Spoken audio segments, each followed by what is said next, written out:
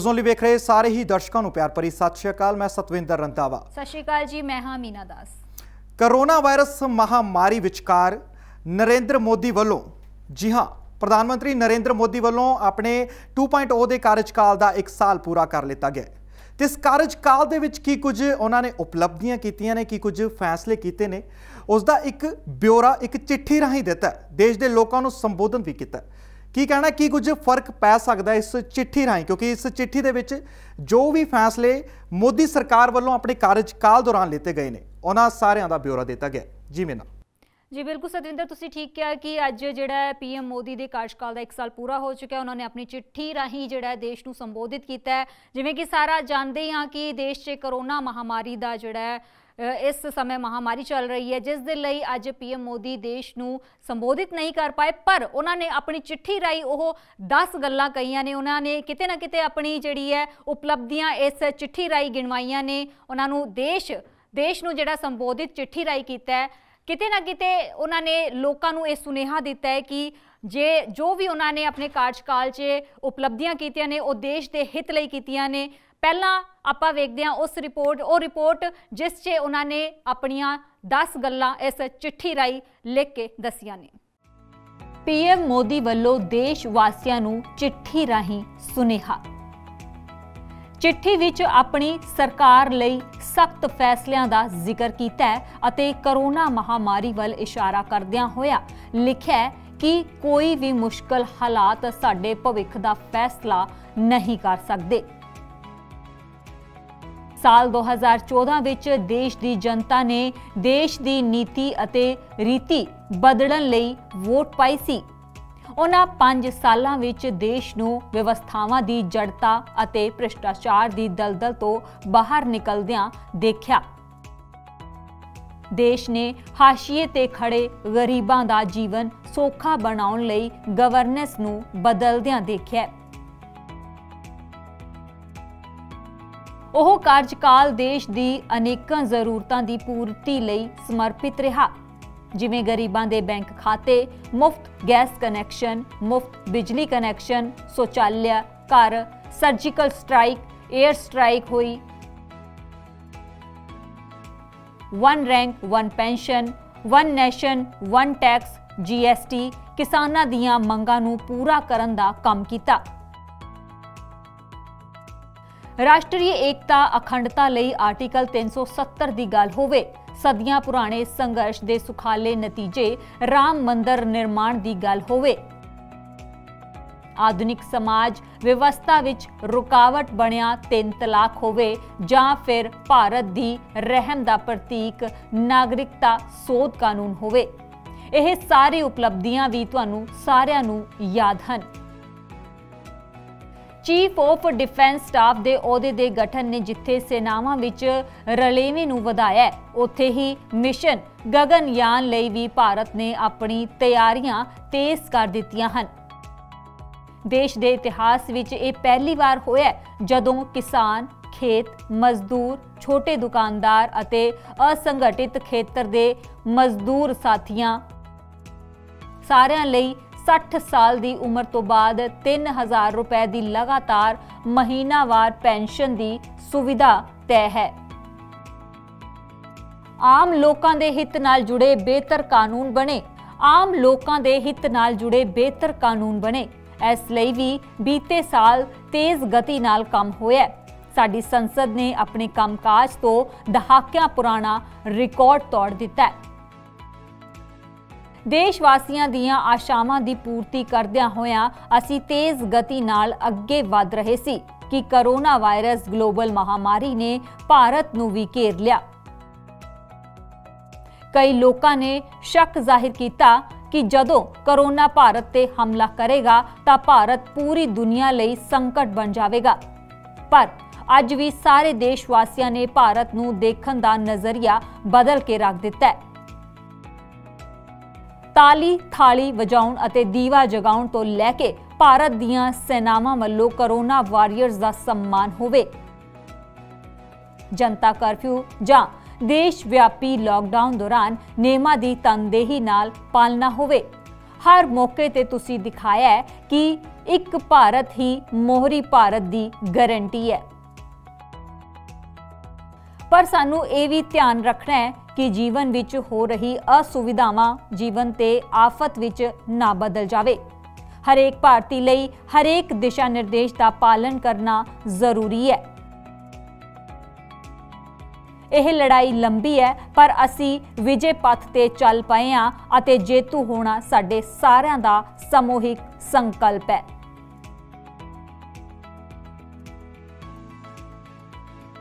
ਅੱਜ ਇਹ ਚਰਚਾ ਵੀ ਬਹੁਤ ਵਿਆਪਕ ਹੈ ਕਿ ਭਾਰਤ ਸਣੇ ਸਾਰੇ ਦੇਸ਼ਾਂ ਦਾ ਅਰਥਚਾਰਾ ਕਿਵੇਂ ਉਭਰੇਗਾ। ਅੱਜ ਸਮੇਂ ਦੀ ਮੰਗ ਹੈ ਕਿ ਸਾਨੂੰ ਆਪਣੇ ਪੈਰਾਂ ਤੇ ਖੜਾ ਹੋਣਾ ਹੀ ਪਵੇਗਾ। ਆਪਣੇ ਬਲਬੂਤੇ ਤੇ ਚੱਲਣਾ ਹੀ ਹੋਵੇਗਾ ਅਤੇ ਇਸ ਲਈ ਇੱਕ ਹੀ ਮਾਰਗ ਹੈ ਆਤਮ ਨਿਰਭਰ। ਅਜੇ ਹਾਲ ਹੀ ਵਿੱਚ ਆਤਮ ਨਿਰਭਰ ਭਾਰਤ ਮੁਹਿੰਮ ਲਈ ਦਿੱਤਾ ਗਿਆ 20 ਲੱਖ ਕਰੋੜ ਦਾ ਪੈਕੇਜ ਇਸੇ ਦਿਸ਼ਾ ਵਿੱਚ ਚੁੱਕਿਆ ਗਿਆ ਇੱਕ ਵੱਡਾ ਕਦਮ ਹੈ। ਇਹ ਮੁਹਿੰਮ ਹਰੇਕ ਦੇਸ਼ਵਾਸੀ ਲਈ, ਸਾਡੇ ਮਜ਼ਦੂਰਾਂ ਲਈ, ਕਿਸਾਨਾਂ ਲਈ, ਸਾਡੇ ਛੋਟੇ ਉਦਮੀਆਂ, ਸਟਾਰਟਅਪ ਨਾਲ ਜੁੜੇ ਨੌਜਵਾਨਾਂ ਲਈ, ਸਾਰਿਆਂ ਲਈ ਨਵੇਂ ਮੌਕਿਆਂ ਦਾ ਦੌਰ ਲੈ ਕੇ ਆਵੇਗਾ। ਗਲੋਬਲ ਮਹਾਮਾਰੀ ਕਾਰਨ ਇਹ ਸੰਕਟ ਦੀ ਘੜੀ ਤਾਂ ਹੈ ਹੀ, ਪਰ ਦੇਸ਼ਵਾਸੀਆਂ ਲਈ ਇਹ ਸੰਕਲਪ ਦੀ ਘੜੀ ਵੀ ਹੈ। ਸਾਨੂੰ ਇਹ ਹਮੇਸ਼ਾ ਯਾਦ ਰੱਖਣਾ ਹੈ ਕਿ 130 ਕਰੋੜ ਭਾਰਤੀਆਂ ਦਾ ਵਰਤਮਾਨ ਅਤੇ ਭਵਿੱਖ ਕੋਈ ਆਪਦਾ ਜਾਂ ਵਿਪਤਾ ਤੈਅ ਨਹੀਂ ਕਰ ਸਕਦੀ। Bureau report. ਪ੍ਰਧਾਨ ਮੰਤਰੀ ਨਰਿੰਦਰ ਮੋਦੀ ਵੱਲੋਂ ਦੇਸ਼-ਵਾਸੀਆਂ ਨੂੰ ਕੀ ਕੁਝ ਕਿਹਾ ਗਿਆ, ਕੀ ਕੁਝ ਸੁਨੇਹਾ ਦਿੱਤਾ ਗਿਆ ਆਪਣੀ ਚਿੱਠੀ ਰਾਹੀਂ, ਇਹ ਤਾਂ ਤੁਸੀਂ ਦੇਖ ਲਿਆ। ਪਰ ਇਸ ਚਿੱਠੀ ਦੇ ਵਿੱਚ ਕੁਝ ਅਜਿਹਾ ਵੀ ਜ਼ਿਕਰ ਕੀਤਾ ਗਿਆ ਜਿਸ ਦੇ ਬਾਅਦ ਪੂਰੇ ਦੇਸ਼ ਦੇ ਵਿੱਚ ਇੱਕ ਮਾਹੌਲ ਵਿਗੜ ਗਿਆ। ਮੈਂ ਗੱਲ ਕਰ ਰਿਹਾ ਜੀ ਨਾਗਰਿਕਤਾ ਸੋਧ ਕਾਨੂੰਨ ਤੇ NRC ਦੀ। ਇਸ ਕਾਨੂੰਨ ਦੇ ਲਾਗੂ ਹੋਣ ਦੇ ਬਾਅਦ ਹੀ, ਹਾਲਾਂਕਿ ਲਾਗੂ ਹੋਣ ਤੋਂ ਪਹਿਲਾਂ ਵੀ ਕਾਫੀ ਵਿਰੋਧ ਪ੍ਰਦਰਸ਼ਨ ਕੀਤਾ ਗਿਆ, ਵਿਰੋਧੀ ਪਾਰਟੀਆਂ ਵੱਲੋਂ ਵੀ ਇਸ ਦਾ ਵਿਰੋਧ ਕੀਤਾ ਗਿਆ, ਲੋਕਾਂ ਵੱਲੋਂ ਸੜਕਾਂ ਤੇ ਆ ਕੇ ਵਿਰੋਧ ਕੀਤਾ ਗਿਆ। ਤੇ ਕੀ ਕੁਝ ਇਸ ਜਿਹੜੇ ਵਿਰੋਧ ਪ੍ਰਦਰਸ਼ਨ ਹੋਏ ਨੇ, ਭਾਵੇਂ ਉਹ NRC ਹੋਵੇ, ਨਾਗਰਿਕਤਾ ਸੋਧ ਕਾਨੂੰਨ ਹੋਵੇ, ਤੁਹਾਨੂੰ ਨਹੀਂ ਲੱਗਦਾ ਕਿ ਇਹ ਜਿਹੜੇ ਵਿਰੋਧ ਪ੍ਰਦਰਸ਼ਨ ਸਰਕਾਰ ਖਿਲਾਫ ਹੋਏ ਨੇ ਇਹ ਕਿਤੇ ਨਾ ਕਿਤੇ ਸਰਕਾਰ ਨੂੰ ਫੇਲ ਸਾਬਿਤ ਕਰਦੀ ਹੈ? ਜੀ ਹਾਂ ਸਤਵਿੰਦਰ, ਤੁਸੀਂ ਬਿਲਕੁਲ ਠੀਕ ਕਹਿ ਰਹੇ ਹੋ ਕਿ ਜਿਵੇਂ ਹੀ ਲੋਕ ਸਭਾ ਦੇ ਵਿੱਚ ਇਹ ਬਿੱਲ ਪੇਸ਼ ਕੀਤਾ ਗਿਆ, ਉਸ ਦਾ ਵਿਰੋਧ ਪ੍ਰਦਰਸ਼ਨ ਜੋ ਹੈ ਸ਼ੁਰੂ ਹੋ ਗਿਆ। ਵਿਰੋਧੀ ਪੱਖ ਵੱਲੋਂ ਵੀ ਸ਼ੁਰੂ ਹੋਇਆ ਤੇ ਲੋਕਾਂ ਵੱਲੋਂ ਵੀ ਇਸ ਦਾ ਵਿਰੋਧ ਪ੍ਰਦਰਸ਼ਨ ਜੋ ਕੀਤਾ ਗਿਆ। ਪਰ ਕਿਤੇ ਨਾ ਕਿਤੇ ਆਪਾਂ ਇਹ ਨਹੀਂ ਕਹਿ ਸਕਦੇ ਕਿ ਇਹ ਫੇਲ ਹੋਇਆ ਹੈ ਜਾਂ ਫਿਰ ਪਾਸ ਹੋਇਆ ਹੈ। ਇਸ ਦਾ ਫੈਸਲਾ ਜਿਹੜਾ ਜਨਤਾ ਖੁਦ ਕਰੇਗੀ। ਜਨਤਾ ਜਾਣਦੀ ਹੈ ਕਿ ਇਹ ਬਿੱਲ ਉਹਨਾਂ ਦੇ ਹਿੱਤ ਵਿੱਚ ਲਿਆ ਗਿਆ ਹੈ ਜਾਂ ਫਿਰ ਅਹਿਤ ਵਿੱਚ। ਪਰ ਇਸ ਰਿਪੋਰਟ 'ਚ ਆਪਾਂ ਜ਼ਰੂਰ ਵੇਖਾਂਗੇ ਕਿ ਇਸ ਬਿੱਲ ਨੂੰ ਕਦੋਂ ਤੇ ਕਿਵੇਂ ਪੇਸ਼ ਕੀਤਾ ਗਿਆ। ਇਸ ਰਿਪੋਰਟ 'ਚ ਨਾਗਰਿਕਤਾ ਸੋਧ ਕਾਨੂੰਨ 2019 ਇੱਕ ਅਜਿਹਾ ਕਾਨੂੰਨ ਜਿਸ ਨੇ ਦੇਸ਼ 'ਚ ਤੜਥੱਲੀ ਮਚਾ ਕੇ ਰੱਖ ਦਿੱਤੀ ਸੀ। ਦੇਸ਼ 'ਚ ਜਿੱਥੇ ਇੱਕ ਪਾਸੇ ਨਾਗਰਿਕਤਾ ਸੋਧ ਕਾਨੂੰਨ 2019 ਦਾ ਸਮਰਥਨ ਕੀਤਾ ਜਾ ਰਿਹਾ ਸੀ, ਉੱਥੇ ਹੀ ਦੂਜੇ ਪਾਸੇ ਇਸ ਦੇ ਸਾਈਡ ਇਫੈਕਟਸ ਵੀ ਵੇਖਣ ਨੂੰ ਮਿਲੇ। ਨਾਗਰਿਕਤਾ ਸੋਧ ਕਾਨੂੰਨ 2019 ਨੂੰ ਭਾਰਤ ਦੀ ਸੰਸਦ ਨੇ 11 ਦਸੰਬਰ 2019 ਨੂੰ ਪਾਸ ਕੀਤਾ। ਇਸ ਨੇ 1955 ਦੇ ਨਾਗਰਿਕਤਾ ਕਾਨੂੰਨ ਵਿੱਚ ਸੋਧ ਕਰਕੇ ਹਿੰਦੂ, ਸਿੱਖ, ਬੌਧੀ, ਜੈਨ, ਪਾਰਸੀ ਅਤੇ ਈਸਾਈ ਧਾਰਮਿਕ ਘੱਟ ਗਿਣਤੀਆਂ ਨੂੰ ਪਾਕਿਸਤਾਨ, ਬੰਗਲਾਦੇਸ਼ ਅਤੇ ਅਫਗਾਨਿਸਤਾਨ ਤੋਂ ਸਤਾਏ ਜਾਣ ਤੋਂ ਬਚਣ ਲਈ ਭਾਰਤੀ ਨਾਗਰਿਕਤਾ ਦਾ ਰਾਹ ਦਿੱਤਾ। ਮੁਸਲਮਾਨਾਂ ਨੂੰ ਅਜਿਹੀ ਯੋਗਤਾ ਨਹੀਂ ਦਿੱਤੀ ਗਈ। ਇਸ ਐਕਟ ਵਿੱਚ ਪਹਿਲੀ ਵਾਰ ਸੀ ਜਦੋਂ ਧਰਮ ਨੂੰ ਭਾਰਤੀ ਕਾਨੂੰਨ ਦੇ ਤਹਿਤ ਨਾਗਰਿਕਤਾ ਦੇ ਮਾਪਦੰਡ ਵਜੋਂ ਵਰਤਿਆ ਗਿਆ ਸੀ। ये बिल कभी भी भारत के कानूनों की सूची में सुधार कभी न आता अगर इस देश का बंटवारा न हुआ होता। ये बिल आज लाना पड़ रहा है क्योंकि इस देश का बंटवारा हुआ और बंटवारे के बाद जो परिस्थितियां उत्पन्न हुई उसको एड्रेस करने के लिए, उसके समाधान के लिए बिल लेकर आज मैं इस सभागृह के सामने उपस्थित हुआ हूं।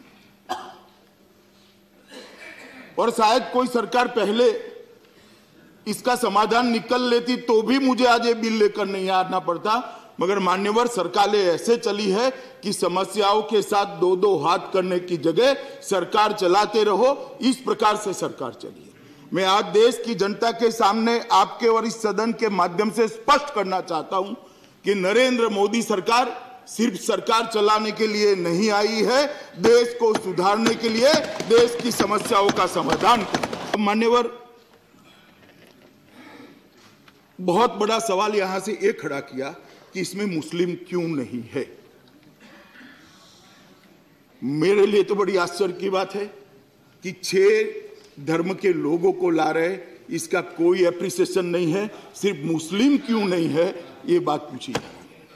खैर, क्यों नहीं है ये भी मैं बताता हूं, मान्यवर, क्यों नहीं है ये भी बताता हूं कि ये बिल हम ये 3 देशों के अंदर जो धार्मिक प्रताड़ना जिन लघुमतियों पर हुई है उनको शरण देकर उनके सारे पास्ट के जो कागज नहीं है सब चीजों को छोड़कर नागरिकता देने के लिए लेकर आए हैं।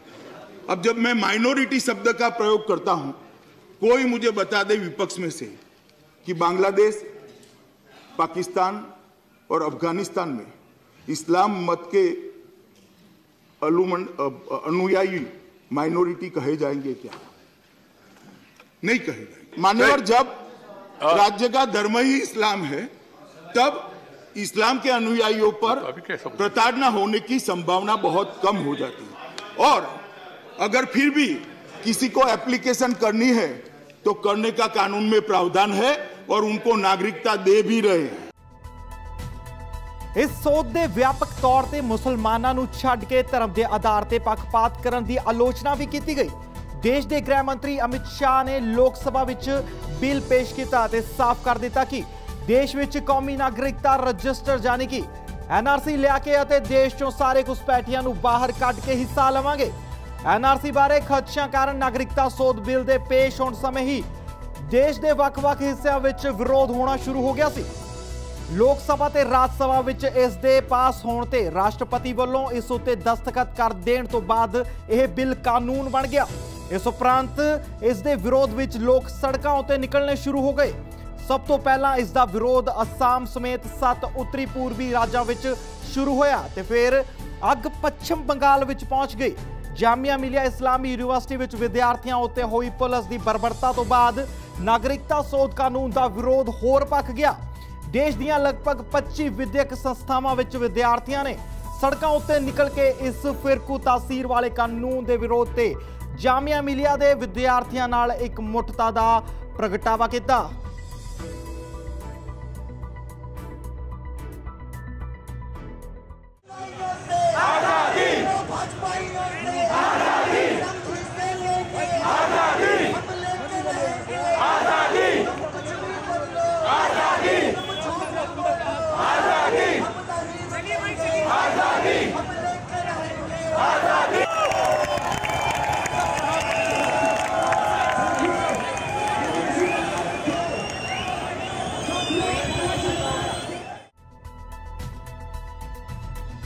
ਇਹਨਾਂ ਵਿਰੋਧ ਪ੍ਰਦਰਸ਼ਨਾਂ ਦੇ ਵਿੱਚ 2 ਘਟਨਾਵਾਂ ਅਜਿਹੀਆਂ ਹੋਈਆਂ ਜੋ ਹਿੰਸਾਪੂਰਨ ਸੀਗੀਆਂ। ਇੱਕ ਦਿੱਲੀ 'ਚ 2 ਬੱਸਾਂ ਨੂੰ ਅੱਗ ਲਾਉਣ ਤੇ ਦੂਜੀ ਸੀਲਮਪੁਰ ਇਲਾਕੇ ਵਿੱਚ ਕੁਝ ਸ਼ਰਾਰਤੀਆਂ ਵੱਲੋਂ ਪੱਥਰਬਾਜ਼ੀ ਕਰਨ ਤੋਂ ਬਿਨਾਂ ਸਮੁੱਚੇ ਦੇਸ਼ ਵਿੱਚ ਵਿਦਿਆਰਥੀ ਤੇ ਨਾਗਰਿਕ ਅੰਦੋਲਨ ਪੂਰੀ ਤਰ੍ਹਾਂ ਸ਼ਾਂਤੀਪੂਰਨ ਰਿਹਾ। ਮਹਿਲਾਵਾਂ ਵੱਲੋਂ ਇਕਜੁੱਟਤਾ ਦਾ ਪ੍ਰਗਟਾਵਾ ਕੀਤਾ ਗਿਆ।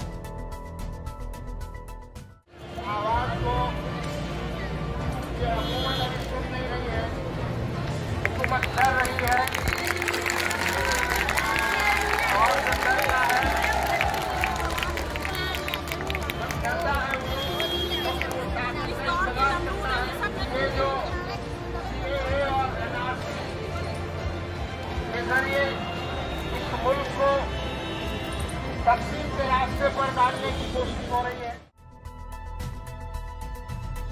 ਕਾਨੂੰਨ ਪਾਸ ਹੋਣ ਨਾਲ ਭਾਰਤ ਵਿੱਚ ਵੱਡੇ ਪੱਧਰ ਤੇ ਵਿਰੋਧ ਪ੍ਰਦਰਸ਼ਨ ਹੋਏ। ਜਾਮੀਆ ਮਿਲੀਆ ਇਸਲਾਮੀਆ ਦੇ ਵਿਦਿਆਰਥੀਆਂ ਨੇ ਪੁਲਿਸ ਤੇ ਬੇਰਹਿਮੀ ਨਾਲ ਦਮਨ ਕਰਨ ਦਾ ਦੋਸ਼ ਲਗਾਇਆ। ਪ੍ਰਦਰਸ਼ਨਾਂ ਕਾਰਨ ਕਈ ਪ੍ਰਦਰਸ਼ਨਕਾਰੀਆਂ ਦੀ ਮੌਤ, ਪ੍ਰਦਰਸ਼ਨਕਾਰੀਆਂ ਅਤੇ ਪੁਲਿਸ ਮੁਲਾਜ਼ਮਾਂ ਦੇ ਜ਼ਖਮੀ ਹੋਣ, ਸਰਕਾਰੀ ਅਤੇ ਨਿੱਜੀ ਜਾਇਦਾਦ ਨੂੰ ਨੁਕਸਾਨ ਪਹੁੰਚਣ, ਹਜ਼ਾਰਾਂ ਲੋਕਾਂ ਦੀ ਨਜ਼ਰਬੰਦੀ ਅਤੇ ਕੁਝ ਇਲਾਕਿਆਂ ਵਿੱਚ ਸਥਾਨਕ ਇੰਟਰਨੈਟ ਅਤੇ ਸੰਚਾਰ ਦੇ ਬੁਨਿਆਦੀ ਢਾਂਚੇ ਨੂੰ ਮੁਅੱਤਲ ਕਰਨ ਦਾ ਕਾਰਨ ਬਣਿਆ। ਕੁਝ ਸੂਬਿਆਂ ਨੇ ਐਲਾਨ ਕੀਤਾ ਕਿ ਉਹ ਐਕਟ ਨੂੰ ਲਾਗੂ ਨਹੀਂ ਕਰਨਗੇ। ਨਾਗਰਿਕਤਾ ਸੋਧ ਕਾਨੂੰਨ ਦੇ ਵਿਰੋਧ ਦਰਮਿਆਨ ਵਿਸ਼ਵ ਮਹਾਮਾਰੀ ਕਰੋਨਾ ਵਾਇਰਸ ਦਾ ਦਖਲ ਹੋਇਆ, ਜਿਸ ਦੇ ਬਾਅਦ ਸਥਿਤੀਆਂ ਦੇ ਵਿੱਚ ਕਾਫੀ ਬਦਲਾਅ ਦੇਖਣ ਨੂੰ ਮਿਲਿਆ। Bureau report. ਜਿਵੇਂ ਕਿ ਤੁਸੀਂ ਨਾਗਰਿਕਤਾ ਸੋਧ ਕਾਨੂੰਨ ਤੇ ਬਣੀ ਸਾਡੀ ਸਪੈਸ਼ਲ ਰਿਪੋਰਟ ਤਾਂ ਵੇਖ ਲਈ ਹੈ, ਪਰ ਅਜਿਹੇ ਕਈ ਹੋਰ ਫੈਸਲੇ ਵੀ ਮੀਨਾ ਸਰਕਾਰ ਵੱਲੋਂ ਕੀਤੇ ਗਏ, ਮੋਦੀ ਸਰਕਾਰ ਵੱਲੋਂ ਕੀਤੇ ਗਏ, ਜਿਨ੍ਹਾਂ ਦਾ ਰੱਜ ਕੇ ਵਿਰੋਧ ਵੀ ਹੋਇਆ, ਜਿੱਦਾਂ ਕਿ 370 ਦੀ ਗੱਲ ਕਹਿ ਦਈਏ, 3 ਤਲਾਕ ਦੀ ਗੱਲ ਕਹਿ ਦਈਏ, ਤੇ ਹੋਰ ਕਈ ਅਜਿਹੇ ਮੁੱਦੇ ਜਿੱਦਾਂ ਕਿ ਕਿਸਾਨਾਂ ਦੇ ਖਾਤਿਆਂ ਦੇ ਵਿੱਚ ਪੈਸੇ, 1 ਰੈਂਕ 1 ਪੈਨਸ਼ਨ। ਤੇ ਕੀ ਕਹਿਣਾ ਤੁਹਾਡਾ ਕਿ ਸਰਕਾਰ ਵੱਲੋਂ ਅਜਿਹੇ ਫੈਸਲੇ ਜੋ ਕਿ ਕਾਫੀ ਬੋਲਡ ਡਿਸੀਜਨ ਵੀ ਕਹਿ ਸਕਦੇ ਹਾਂ ਕਿ ਸਰਕਾਰ ਵੱਲੋਂ ਲਿਆ ਗਿਆ, ਇਹ ਸਹੀ ਨੇ ਜਾਂ ਗਲਤ?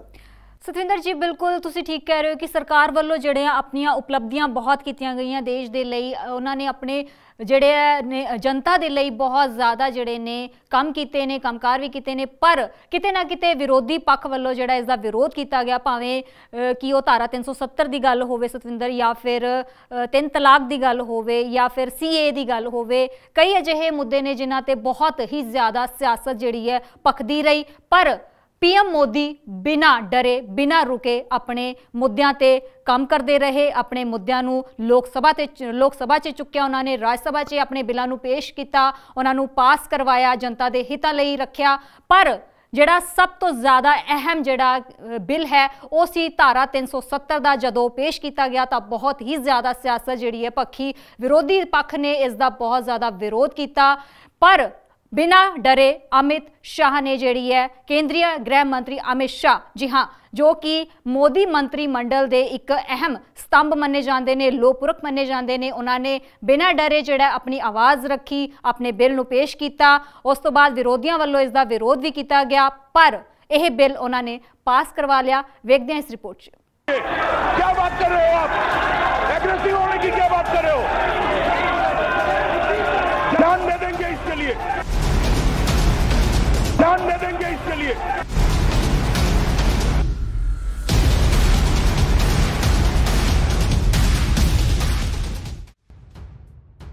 ओह इतिहासिक फैसला जिसने 70 साल पुराना इतिहास बदल के रख दिता। सरकार दा ओह दाव पेच जिस दे अगे सब ढेर हो गए।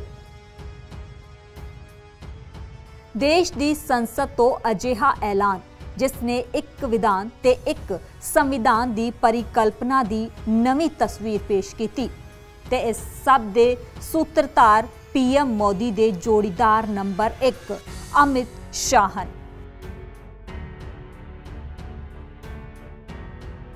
किसी ने कदे कल्पना भी नहीं की सी कि 5 अगस्त नूं भारत दा इतिहास बदलन वाला है। किसी ने कदे सोचा ही नहीं सी कि देश दे गृह मंत्री दहाकियां पुरानी कश्मीर समस्या दा हल इस अंदाज से लैके आउणगे। कश्मीर तो धारा 370 इस तरह हटाया जाएगा।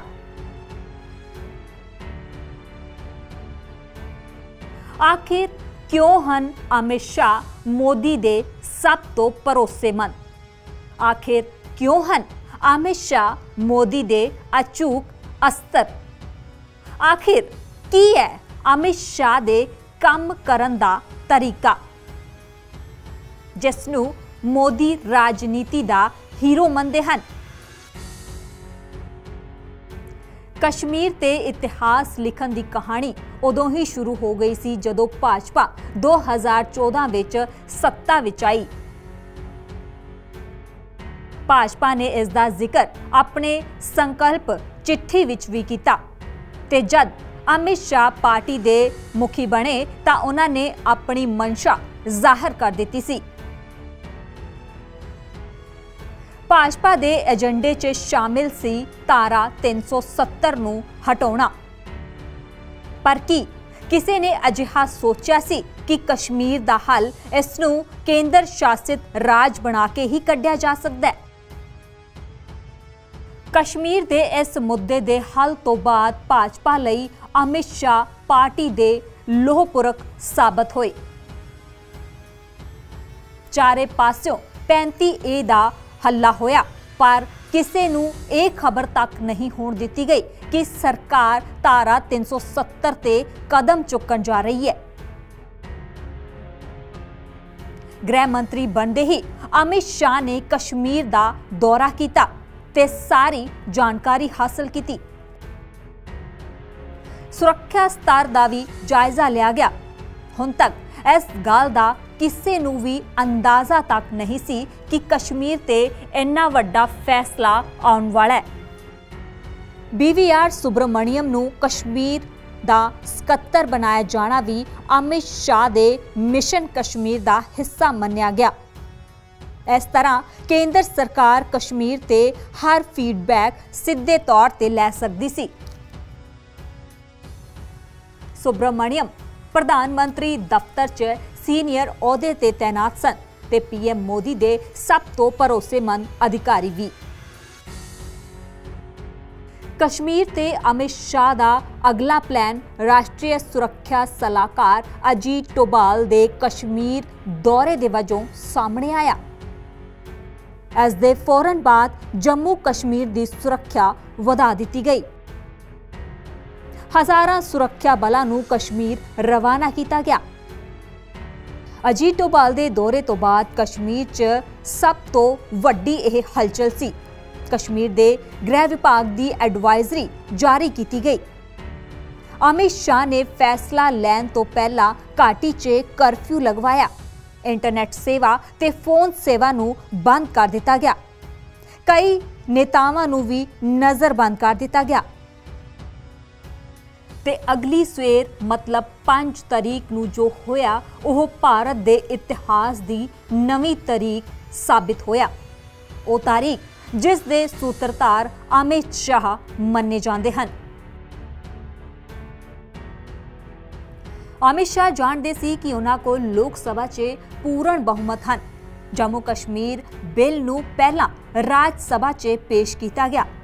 बिल पेश करन दे नाल ही उन्हां ने विरोधियों का भी जवाब दिता। अमित शाह दी दलीलां अगे विरोधी धिर 2 खेमियां च वंडिया होया विख्या। राज सभा च सरकार कोल बहुमत नहीं सी पर अमित शाह की रणनीति इत्थे काम कर गई। कई विरोधी सरकार दे पक्ष विच आए ते एक इतिहास बन गया।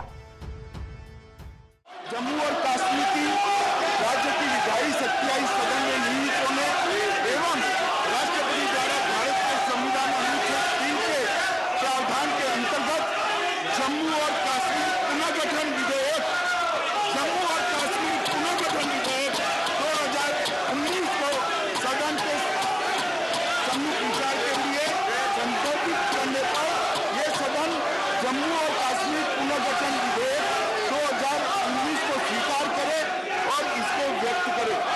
महोदय, मैं प्रस्ताव करता हूं कि जम्मू और कश्मीर पुनर्गठन विधेयक 2019 को पुनर्स्थापित करने की अनुमति दी जाए।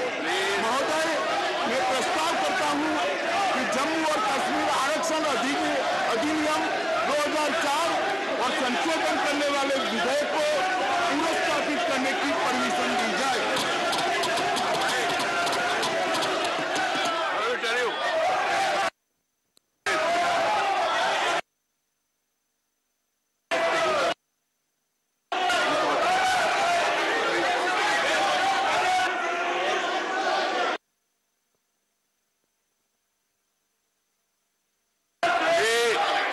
Amit Shah to move for leave to introduce Jammu Kashmir Reservation Second Amendment Bill.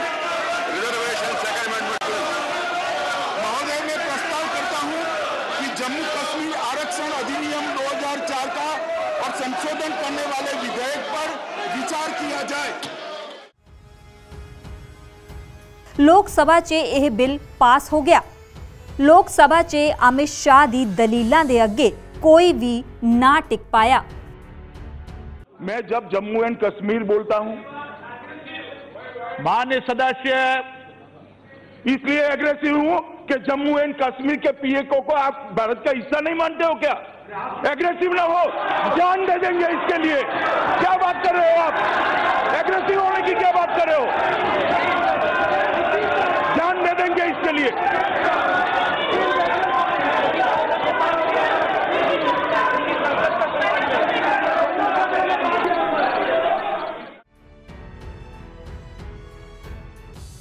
Congress ने विरोध जरूर किया, सवाल भी कई खड़े किए, पर अमित शाह दियां दलीलां दे अगे कोई ना टिक पाया। यही वजह है कि कि अमित शाह पीएम मोदी दे नंबर 1 ਹਨ। गृह मंत्री बनते ही अमित शाह का धारा 370 कश्मीर तो हटाउणा एक इतिहासिक फैसला मन्निया जाता है।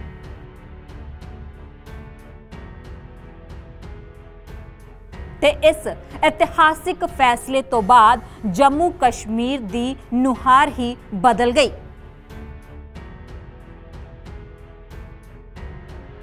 ऐसे लई किया जाता है कि जेकर मोदी दी टीम च अमित शाह हन तां सब कुछ मुमकिन है। Bureau report.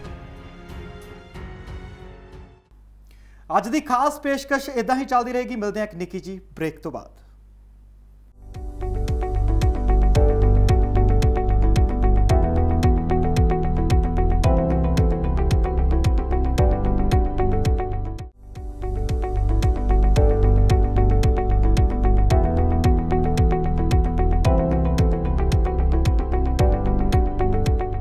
धारा 370 की गल हो गई है तो पूरा माहौल, पूरा देश की राजनीतिक का माहौल चल रहा सी जिद्दां चलदा है।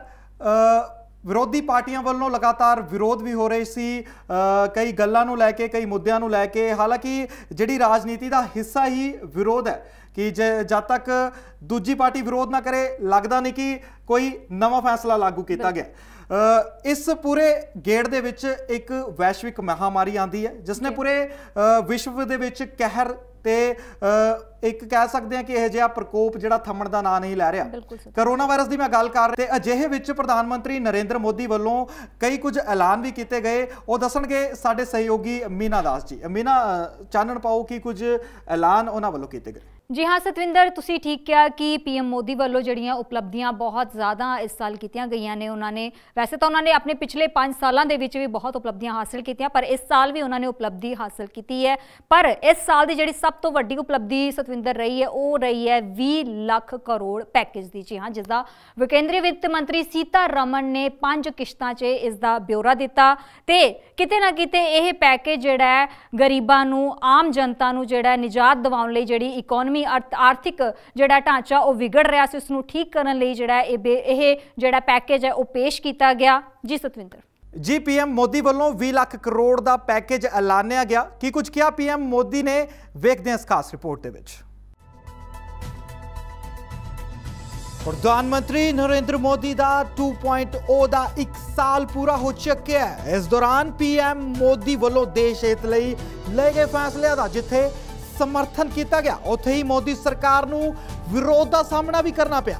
मोदी कार्यकाल दरमियान वैश्विक महामारी कोरोना वायरस के दखल कारण देश की अर्थव्यवस्था नूं जिथे ढा लगी है उत्थे ही देशवासियों नूं कई मुश्किलों का सामना भी करना पिया है। इस महामारी दौरान पीएम मोदी वालों देशवासियों नूं आत्मनिर्भर बनने की अपील करदिआं 20 लाख करोड़ के आर्थिक पैकेज का भी ऐलान किया गया। एक वायरस ने दुनिया को तहस नहस कर दिया है। विश्व भर में करोड़ों जिंदगियों संकट का सामना कर रही है। सारी दुनिया जिंदगी बचाने में एक प्रकार से जंग में जुटी है। हमने ऐसा संकट न देखा है न ही सुना है।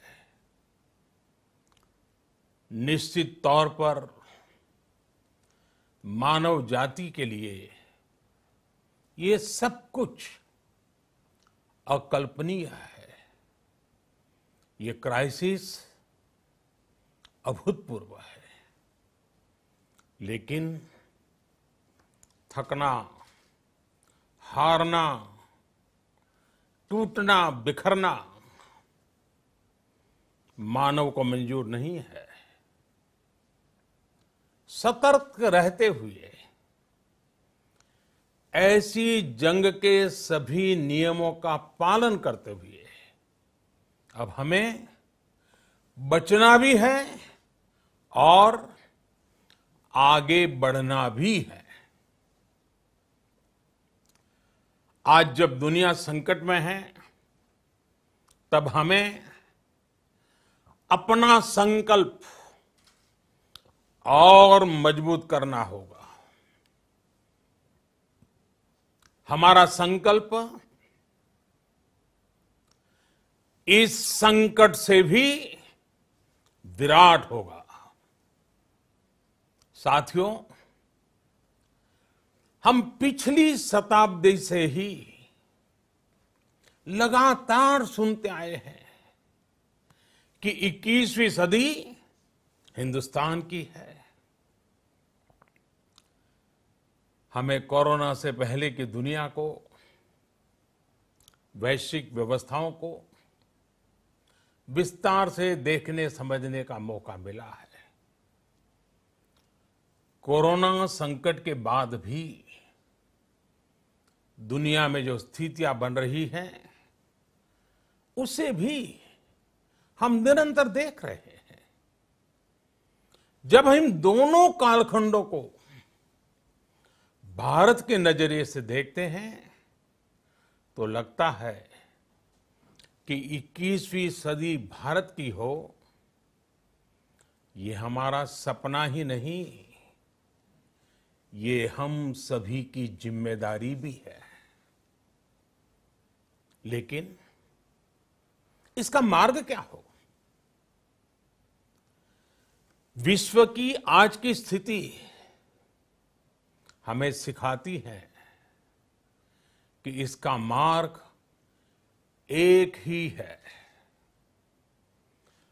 आत्मनिर्भर भारत। हमारे यहां शास्त्रों में कहा गया है, एषः पंथः, यानी यही रास्ता है आत्मनिर्भर भारत। ਦੇਸ਼ ਦੀ ਆਮ ਜਨਤਾ ਲਈ 20 ਲੱਖ ਕਰੋੜ ਦੇ ਪੈਕੇਜ ਦੇ ਐਲਾਨ ਤੋਂ ਬਾਅਦ ਵਿਰੋਧੀ ਪਾਰਟੀਆਂ ਵੱਲੋਂ ਕਈ ਸਵਾਲ ਵੀ ਚੁੱਕੇ ਗਏ। ਅਜਿਹੇ 'ਚ ਇਹ ਪੈਕੇਜ ਦੇਸ਼ ਦੀ ਡਿੱਗੀ ਆਰਥਿਕਤਾ ਨੂੰ ਮੁੜ ਪਟੜੀ ਤੇ ਲਿਆਉਣ ਲਈ ਕਿੰਨਾ ਕੁ ਸਹਾਇਕ ਹੋਵੇਗਾ, ਇਹ ਤਾਂ ਹੁਣ ਵਕਤ ਹੀ ਦੱਸੇਗਾ। Bureau report. ਪ੍ਰਧਾਨ ਮੰਤਰੀ ਨਰਿੰਦਰ ਮੋਦੀ ਦੇ 2.0 ਦੇ 1 ਸਾਲ ਦੇ ਕਾਰਜਕਾਲ ਦੀ ਗੱਲ ਕਰ ਰਹੇ ਹਾਂ ਤੇ ਇਸ ਗੱਲਾਂ ਦੇ ਵਿੱਚ बहुत सुनहरे पल भी ने जिहड़े ਉਹ नरेंद्र मोदी वालों खास करके पूरे देश दे विच, देश तो बाहर जेकर असीं गल करिए तस्वीरां राहीं काफ़ी वधिया तरीके दे नाल असीं उस चीज़ नूं अपने दर्शकों सामने पेश जरूर करांगे। पर इस पूरी जो तस्वीरां ने, तस्वीरां दे पिछे की कुछ कहानी है, कि कुछ उन्हां दे सुनहरे पल इहदे नाल जुड़े हुए ने, मेरी सहयोगी मीना दास तुहानूं दस्सणगे। जी हाँ सतविंदर, ਆਪਾਂ बहुत ਜਿਹੜੇ ਮੁੱਦਿਆਂ ਤੇ ਗੱਲ ਕਰ ਲਈ ਹੈ, ਸਿਆਸਤ ਤੇ ਬਹੁਤ ਜ਼ਿਆਦਾ ਗੱਲ ਕਰ ਲਈ ਹੈ। ਵੈਸੇ ਤਾਂ ਪੀਐਮ ਮੋਦੀ ਵੱਲੋਂ ਬਹੁਤ ਜਿਹੜੀਆਂ ਉਪਲਬਧੀਆਂ ਹਾਸਲ ਕੀਤੀਆਂ ਗਈਆਂ ਨੇ, ਰਾਮ ਮੰਦਰ ਦਾ ਮੁੱਦਾ ਹੋਵੇ, ਧਾਰਾ 370 ਹੋਵੇ ਜਾਂ ਫਿਰ CAA ਹੋਵੇ, ਕਈ ਅਜਿਹੇ ਮੁੱਦੇ ਹਨ ਜਿਸ ਤੇ ਸਿਆਸਤ ਭਖੀ ਰਹੀ, ਲੋਕਾਂ ਦੀ ਨਜ਼ਰ ਬਣੀ ਰਹੀ। ਪੂਰਾ ਸਾਲ ਜਿਹੜਾ ਵਿਰੋਧੀਆਂ ਵੱਲੋਂ ਵੀ ਇਸ ਦਾ ਵਿਰੋਧ ਕੀਤਾ ਗਿਆ, ਪਰ ਕਿਤੇ ਨਾ ਕਿਤੇ ਅਸੀਂ ਤੁਹਾਡੇ ਲਈ ਕੁਝ ਅਜਿਹੀਆਂ ਚਟਪਟੀਆਂ ਤਸਵੀਰਾਂ ਲੈ ਕੇ ਆਏ ਹਾਂ। ਇਸ 1 ਸਾਲ ਦੇ ਦਰਮਿਆਨ ਜਿਹੜੀਆਂ ਉਹ ਖਿੱਚ ਦਾ ਕੇਂਦਰ ਵੀ ਬਣੀਆਂ ਰਹੀਆਂ, ਵਾਇਰਲ ਵੀ ਹੋਈਆਂ, ਬਹੁਤ ਜ਼ਿਆਦਾ ਲੋਕਾਂ ਵੱਲੋਂ ਇਹਨਾਂ ਨੂੰ ਪਸੰਦ ਵੀ ਕੀਤਾ ਗਿਆ। ਤੇ ਜਾਂਦੇ ਜਾਂਦੇ ਆਪਾਂ ਜਿਹੜਾ ਇੱਕ ਨਜ਼ਰ ਇਹਨਾਂ ਤਸਵੀਰਾਂ ਤੇ ਜ਼ਰੂਰ ਮਾਰਾਂਗੇ ਤੇ ਕਈ ਕੁਝ ਹੋਰ ਅਜਿਹੇ ਭਖਦੇ ਮੁੱਦੇ ਜਾਂ ਫਿਰ ਕੁਝ ਇਹੋ ਜਿਹੀਆਂ ਸਰਕਾਰ ਦੀਆਂ ਉਪਲਬਧੀਆਂ ਨੇ ਜਿਹੜੀਆਂ ਉਹਨਾਂ ਤੇ ਗੱਲਬਾਤ ਵੀ ਕਰਾਂਗੇ। ਪਰ ਫਿਲਹਾਲ ਜਿਹੜਾ ਸਤਵਿੰਦਰ, ਆਪਾਂ ਜਾਣ ਤੋਂ ਪਹਿਲਾਂ ਉਹ ਤਸਵੀਰਾਂ ਆਪਣੇ ਦਰਸ਼ਕਾਂ ਨੂੰ ਜ਼ਰੂਰ ਉਹਨਾਂ ਨਾਲ ਸਾਂਝੀਆਂ ਕਰਾਂਗੇ। PM ਨਰਿੰਦਰ ਮੋਦੀ ਦੀਆਂ ਕੁਝ ਖਾਸ ਤਸਵੀਰਾਂ। ਇਹ ਤਸਵੀਰ 23 ਮਈ 2019 ਦੀ ਹੈ, ਜਦੋਂ ਲੋਕ ਸਭਾ ਚੋਣ ਦੇ ਨਤੀਜਿਆਂ ਵਿੱਚ ਭਾਜਪਾ ਨੂੰ 303 ਸੀਟਾਂ ਮਿਲੀਆਂ ਤਾਂ ਨਰਿੰਦਰ ਮੋਦੀ ਅਤੇ ਅਮਿਤ ਸ਼ਾਹ ਕਰਮਚਾਰੀਆਂ ਦਾ ਧੰਨਵਾਦ ਦੇਣ ਲਈ ਭਾਜਪਾ ਹੈੱਡਕੁਆਰਟਰ ਪਹੁੰਚੇ। ਇਹ ਤਸਵੀਰ 12 ਅਗਸਤ ਨੂੰ ਡਿਸਕਵਰੀ ਚੈਨਲ ਤੇ ਪ੍ਰਸਾਰਿਤ ਹੋਏ ਮੈਨ ਵਰਸਸ ਵਾਈਲਡ ਸ਼ੋਅ ਦੀ ਹੈ। ਇਸ ਸ਼ੋਅ ਵਿੱਚ ਪ੍ਰਧਾਨ ਮੰਤਰੀ ਮੋਦੀ ਨਜ਼ਰ ਆਏ ਸਨ। ਇਸ ਸ਼ੋਅ ਦੀ ਸ਼ੂਟਿੰਗ ਉੱਤਰਾਖੰਡ ਦੇ ਜਿਮ ਕਾਰਬੇਟ ਪਾਰਕ ਵਿੱਚ ਹੋਈ ਸੀ। ਇਸ ਨੂੰ 180 ਦੇਸ਼ਾਂ ਵਿੱਚ ਟੈਲੀਕਾਸਟ ਕੀਤਾ ਗਿਆ ਸੀ। ਅਮਰੀਕਾ ਦੇ ਹਿਊਸਟਨ ਵਿੱਚ ਪਿਛਲੇ ਸਾਲ 23 ਸਤੰਬਰ ਦੀ ਹਾਊਡੀ ਮੋਦੀ ਪ੍ਰੋਗਰਾਮ ਹੋਇਆ ਸੀ। ਇਸ ਪ੍ਰੋਗਰਾਮ ਵਿੱਚ ਅਮਰੀਕਾ ਵਿੱਚ ਰਹਿਣ ਵਾਲੇ 50,000 ਤੋਂ ਜ਼ਿਆਦਾ ਭਾਰਤੀ ਸ਼ਾਮਲ ਹੋਏ। ਇਸ ਵਿੱਚ ਅਮਰੀਕੀ ਰਾਸ਼ਟਰਪਤੀ ਡੋਨਾਲਡ ਟਰੰਪ ਵੀ ਮੌਜੂਦ ਸਨ। ਪਿਛਲੇ ਸਾਲ 8 ਅਕਤੂਬਰ ਨੂੰ ਦੁਸ਼ਹਿਰਾ ਸੀ। ਇਸ ਮੌਕੇ ਪ੍ਰਧਾਨ ਮੰਤਰੀ ਨਰਿੰਦਰ ਮੋਦੀ ਨੇ ਦਿੱਲੀ ਦੇ ਦਵਾਰਕਾ ਵਿੱਚ ਬਣੇ ਦੁਸ਼ਹਿਰਾ ਮੈਦਾਨ ਵਿੱਚ ਰਾਵਣ ਦਹਨ ਕੀਤਾ ਸੀ।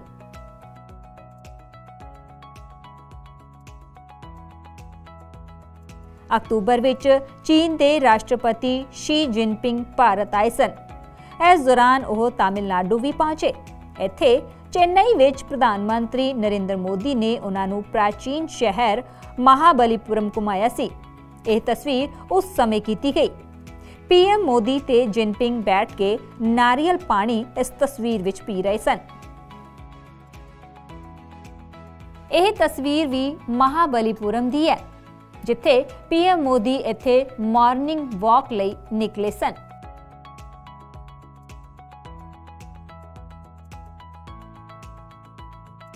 ਪਿਛਲੇ ਸਾਲ 19 ਅਕਤੂਬਰ ਨੂੰ ਪੀਐਮ ਮੋਦੀ ਨੇ ਆਪਣੇ ਘਰ ਉੱਤੇ ਬਾਲੀਵੁੱਡ ਸਿਤਾਰਿਆਂ ਨਾਲ ਮੁਲਾਕਾਤ ਕੀਤੀ ਸੀ। ਮੁਲਾਕਾਤ ਦਾ ਮਕਸਦ ਸੀ ਕਿ ਗਾਂਧੀ ਜੀ ਦੀ 150ਵੀਂ ਜਯੰਤੀ ਨੂੰ ਕਿਵੇਂ ਯਾਦਗਾਰ ਬਣਾਇਆ ਜਾਵੇ, ਇਸ ਉੱਤੇ ਚਰਚਾ ਹੋ ਸਕੇ। ਪ੍ਰੋਗਰਾਮ ਦੇ ਬਾਅਦ ਪੀਐਮ ਮੋਦੀ ਨੇ ਬਾਲੀਵੁੱਡ ਸਿਤਾਰਿਆਂ ਦੇ ਨਾਲ ਸੈਲਫੀ ਵੀ ਲਈ ਸੀ। ਇਸ ਸੈਲਫੀ ਵਿੱਚ ਸ਼ਾਹਰੁਖ ਖਾਨ ਅਤੇ ਆਮਿਰ ਖਾਨ ਨਜ਼ਰ ਆ ਰਹੇ ਹਨ। ਇਹ ਤਸਵੀਰ ਦੀਵਾਲੀ ਦੀ ਹੈ। ਪਿਛਲੇ ਸਾਲ 27 ਅਕਤੂਬਰ ਨੂੰ ਪ੍ਰਧਾਨ ਮੰਤਰੀ ਨਰਿੰਦਰ ਮੋਦੀ ਜੰਮੂ ਕਸ਼ਮੀਰ ਦੇ ਰਾਜੌਰੀ ਵਿੱਚ ਤੈਨਾਤ ਜਵਾਨਾਂ ਦੇ ਨਾਲ ਦੀਵਾਲੀ ਮਨਾਉਣ ਪਹੁੰਚੇ ਸਨ। ਪੀਐਮ ਮੋਦੀ ਜਦੋਂ ਤੋਂ ਪ੍ਰਧਾਨ ਮੰਤਰੀ ਬਣੇ ਹਨ, ਉਦੋਂ ਤੋਂ ਉਹ ਹਰ ਸਾਲ ਜਵਾਨਾਂ ਦੇ ਨਾਲ ਹੀ ਦੀਵਾਲੀ ਮਨਾਉਂਦੇ ਹਨ। ਇਹ ਤਸਵੀਰ ਪਿਛਲੇ ਸਾਲ 26 ਦਸੰਬਰ ਦੀ ਹੈ। ਇਸ ਦਿਨ ਸੂਰਜ ਗ੍ਰਹਿਣ ਸੀ। ਪੀਐਮ ਮੋਦੀ ਨੇ ਇਹ ਤਸਵੀਰ ਟਵਿੱਟਰ ਉੱਤੇ ਸ਼ੇਅਰ ਕਰਦੇ ਹੋਏ ਲਿਖਿਆ ਸੀ, ਕਈ ਭਾਰਤੀਆਂ ਦੀ ਤਰ੍ਹਾਂ ਮੈਂ ਵੀ ਸੂਰਜ ਗ੍ਰਹਿਣ ਨੂੰ ਲੈ ਕੇ ਉਤਸ਼ਾਹਿਤ ਸੀ, ਪਰ ਬੱਦਲ ਹੋਣ ਕਾਰਨ ਇਸ ਨੂੰ ਨਹੀਂ ਵੇਖ ਸਕਿਆ। ਹਾਲਾਂਕਿ ਮੈਂ ਲਾਈਵ ਸਟ੍ਰੀਮ ਦੇ ਜ਼ਰੀਏ ਕੋਝੀਕੋਡ ਤੋਂ ਗ੍ਰਹਿਣ ਦੀ ਝਲਕ ਵੇਖੀ।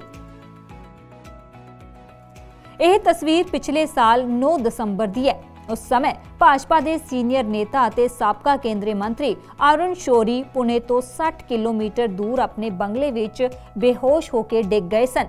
ਉਹਨਾਂ ਨੂੰ ਪੁਣੇ ਦੇ ਰੂਬੀ ਹਾਲ ਕਲੀਨਿਕ ਵਿੱਚ ਭਰਤੀ ਕਰਵਾਇਆ ਗਿਆ ਸੀ, ਜਿੱਥੇ ਉਹਨਾਂ ਦਾ ਹਾਲ ਚਾਲ ਜਾਣਨ ਲਈ ਪੀਐਮ ਨਰਿੰਦਰ ਮੋਦੀ ਉਹਨਾਂ ਦੇ ਕੋਲ ਗਏ ਸਨ। ਇਹ ਤਸਵੀਰ 24 ਫਰਵਰੀ ਦੀ ਹੈ, ਜਦੋਂ ਅਮਰੀਕੀ ਰਾਸ਼ਟਰਪਤੀ ਡੋਨਾਲਡ ਟਰੰਪ ਅਤੇ ਉਹਨਾਂ ਦੀ ਪਤਨੀ ਮੇਲਾਨੀਆ ਟਰੰਪ 2 ਦਿਨ ਦੇ ਭਾਰਤ ਦੌਰੇ ਤੇ ਆਏ ਸਨ। ਦੌਰੇ ਦੇ ਪਹਿਲੇ ਦਿਨ ਟਰੰਪ, ਮੇਲਾਨੀਆ ਅਤੇ ਪ੍ਰਧਾਨ ਮੰਤਰੀ ਨਰਿੰਦਰ ਮੋਦੀ ਅਹਿਮਦਾਬਾਦ ਸਥਿਤ ਸਾਬਰਮਤੀ ਆਸ਼ਰਮ ਪਹੁੰਚੇ ਸਨ। ਇਹ ਤਸਵੀਰ ਇਸ ਸਾਲ ਫਰਵਰੀ ਦੀ ਹੈ, ਜਦੋਂ ਪੀਐਮ ਮੋਦੀ ਦਿੱਲੀ ਦੇ ਹੁਨਰ ਹਾਟ ਪਹੁੰਚੇ ਸਨ। ਇੱਥੇ ਉਹਨਾਂ ਨੇ ਲਿੱਟੀ ਚੋਖਾ ਖਾਧਾ ਸੀ। ਇਹ ਤਸਵੀਰ ਇਸ ਸਾਲ 12 ਜਨਵਰੀ ਦੀ ਹੈ। ਸਵਾਮੀ ਵਿਵੇਕਾਨੰਦ ਜਯੰਤੀ ਦੇ ਮੌਕੇ ਉੱਤੇ ਪ੍ਰਧਾਨ ਮੰਤਰੀ ਨਰਿੰਦਰ ਮੋਦੀ ਕੋਲਕਾਤਾ ਦੇ ਬੈਲੂਰ ਮਠ ਪਹੁੰਚੇ ਸਨ। ਇਸ ਦੌਰਾਨ ਉਹਨਾਂ ਨੇ ਰਾਮ ਕ੍ਰਿਸ਼ਨ ਮੰਦਿਰ ਜਾ ਕੇ ਰਾਮ ਕ੍ਰਿਸ਼ਨ ਪਰਮਹੰਸ ਨੂੰ ਸ਼ਰਧਾਂਜਲੀ ਵੀ ਦਿੱਤੀ ਸੀ। ਇਹ ਤਸਵੀਰ 14 ਅਪ੍ਰੈਲ ਦੀ ਹੈ, ਜਦੋਂ ਪੀਐਮ ਮੋਦੀ ਨੇ 21 ਦਿਨਾਂ ਦੇ ਲਾਕਡਾਊਨ ਨੂੰ 19 ਦਿਨਾਂ ਲਈ 3 ਮਈ ਤੱਕ ਵਧਾ ਦਿੱਤਾ ਸੀ। ਪੀਐਮ ਮੋਦੀ ਨੇ ਇਸ ਦਿਨ ਦੇਸ਼ ਨੂੰ ਸੰਬੋਧਿਤ ਕਰਦੇ ਹੋਏ ਹੱਥ ਜੋੜ ਕੇ ਉਹਨਾਂ ਨੂੰ ਘਰ ਵਿੱਚ ਰਹਿਣ ਦੀ ਅਪੀਲ ਕੀਤੀ ਸੀ। ਇਹ ਸਭ ਤੋਂ ਤਾਜ਼ਾ ਤਸਵੀਰ ਹੈ। 22 ਮਈ ਨੂੰ ਪ੍ਰਧਾਨ ਮੰਤਰੀ ਨਰਿੰਦਰ ਮੋਦੀ ਨੇ ਪੱਛਮ ਬੰਗਾਲ ਵਿੱਚ ਐਂਫਨ ਤੂਫਾਨ ਨਾਲ ਪ੍ਰਭਾਵਿਤ ਇਲਾਕਿਆਂ ਦਾ ਹਵਾਈ ਸਰਵੇ ਕੀਤਾ ਸੀ। ਇਸ ਦੌਰਾਨ ਉਹਨਾਂ ਦੇ ਨਾਲ ਪੱਛਮ ਬੰਗਾਲ ਦੀ ਮੁੱਖ ਮੰਤਰੀ ਮਮਤਾ ਬੈਨਰਜੀ ਵੀ ਮੌਜੂਦ ਸਨ। ਪ੍ਰਧਾਨ ਮੰਤਰੀ ਨਰਿੰਦਰ ਮੋਦੀ ਦੇ ਉਹ ਸੁਨਹਿਰੇ ਪਲ ਜੋ ਤਸਵੀਰਾਂ ਦੇ ਵਿੱਚ ਕੈਦ ਸਨ, ਉਹ ਅਸੀਂ ਤੁਹਾਨੂੰ ਦਰਸਾਈਆਂ ਨੇ ਤੇ ਆਸ ਕਰਦੇ ਹਾਂ ਕਿ ਭਾਰਤ ਦੇਸ਼ ਹੋਰ ਬੁਲੰਦੀਆਂ, ਹੋਰ ਸਿਖਰਾਂ ਤੇ ਜਾਵੇ ਤੇ ਅਜਿਹੇ ਕਿੱਸੇ, ਅਜਿਹੇ ਕਹਾਣੀਆਂ ਜੋ ਕਿ ਅਸੀਂ ਸੁਣੀਏ ਤੇ ਸਾਡੇ ਚਿਹਰਿਆਂ ਤੇ ਮੁਸਕਰਾਹਟ ਆ ਜਾਵੇ। ਅਜਿਹੀਆਂ ਚੀਜ਼ਾਂ ਭਾਰਤ ਦੇਸ਼ ਹਾਸਲ ਕਰੇ, ਉਪਲਬਧੀਆਂ ਹਾਸਲ ਕਰੇ। ਅੱਜ ਦੇ ਵਿਸ਼ੇਸ਼ ਪ੍ਰੋਗਰਾਮ ਦੇ ਵਿੱਚ ਇੰਨਾ ਹੀ। ਸਾਨੂੰ ਦਿਓ ਇਜਾਜ਼ਤ। ਸਤਿ ਸ਼੍ਰੀ ਅਕਾਲ।